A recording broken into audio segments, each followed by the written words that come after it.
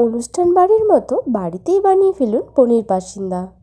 চলুন দেখে নেওয়া যাক কী করে বানাতে হয় পনির পাসিন্দা। প্রথমে পনিরটাকে খুব সুন্দর শেপ করে কেটে নিতে হবে। দেখতে হবে শেপটা যেন সম হয়। আমরা দু রকম স্টাইলে দেখিয়েছি, একটা খুবই ছোট ছোট ও একটা খুব বড় আকারের। থালার মধ্যে পনিরটাকে সাজিয়ে নিয়ে আমরা ওপর থেকে গোলমরিচ ও নুন ছড়িয়ে দেব। গোলমরিচ ও নুনটিকে ভালো করে আমরা প্রত্যেকটা পনিরের মধ্যে মাখিয়ে নেব। এবার একটা মিক্সির মধ্যে নিয়ে নেব কিছুটা ধনেপাতা, দুটি কাঁচা লঙ্কা, 4 কোয়া রসুন ও সামান্য আদা। এবার দেব চাট মশলা 1 চামচ পরিমাণ, তারপর 1 চামচ পরিমাণ চিনি ও কিছুটা পরিমাণ পনিরের টুকরো দিয়ে দিলাম।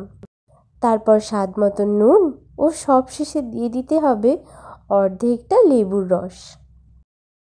পনির পাসিন্দায় দেওয়ার জন্য যে মশলাটা প্রয়োজন সেটা তৈরি হয়ে গেছে।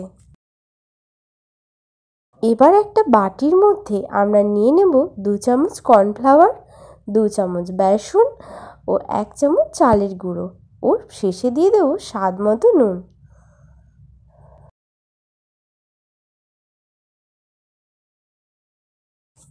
এবার সব দেওয়া হয়ে গেলে শেষে কিছুটা জল নিয়ে অল্প অল্প করে জল দিয়ে ভালো করে মিশিয়ে নিতে হবে। দেখতে হবে এই ফাটাটা যত সুন্দর হবে পনির পাসিন্দার গায়ের কোটিংটা তত সুন্দর হবে। এবার যে মশলাটা আগে থেকে প্রস্তুত করে রেখেছিলাম সেটা একটা পনিরের মধ্যে ভালো করে মাখিয়ে নেব ও ওপর থেকে একটা পনির দিয়ে দেব। এভাবেই আমরা বেশ কয়েকটা বানিয়ে নেব। দেখুন আমাদের বানানো পর্ব চলছে। আপনারাও যদি আমাদের চ্যানেলে নতুন হয়ে থাকেন তাহলে অবশ্যই চ্যানেলটি সাবস্ক্রাইব করে আমাদের পাশে থাকবেন, আর ভিডিওটি ভালো লেগে থাকলে অবশ্যই একটা লাইক করবেন। আপনারাও বাড়িতে এই পনির পাসিন্দা বানিয়ে দেখতে পারেন, আর কেমন খেতে হলো সেটা আমাদের কমেন্টে জানাতে পারেন। ব্যাস বেশ কয়েকটা এভাবেই বানিয়ে নেওয়া হয়েছে।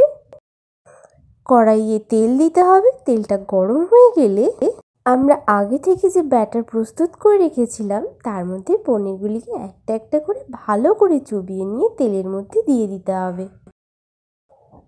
এপিট ওপিট করে খুব ভালো করে ভেজে নিতে হবে।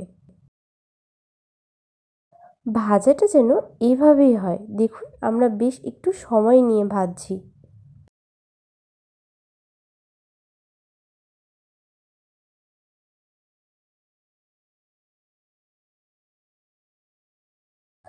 ব্যাস বেশ লাল লাল হয়ে এসেছে একটা পিঠ। এবার আর একটা পিঠ ভাজার জন্য দেওয়া হলো।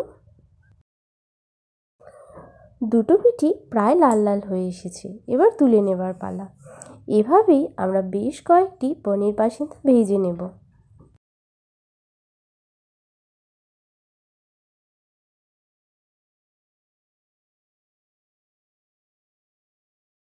ব্যাস প্রস্তুত আমাদের পনির পাসিন্দা। এবার হচ্ছে স্বাদ গ্রহণ করার সময়।